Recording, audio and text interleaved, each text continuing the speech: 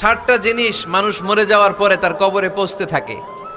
ইন্না মিম্মা ইয়ালহাকুল মুমিন মিন হাসানাতিহি বা'দা মাউতিহি, মানুষ মরে যাওয়ার পরেও যে 60টা জিনিস তার কবরে পৌঁছায় তার মধ্যে একটা হচ্ছে মসজিদান বানাহু, সে যে মসজিদ বানিয়ে গিয়েছে ওই মসজিদের সওয়াব। সুবহানাল্লাহ পড়েন।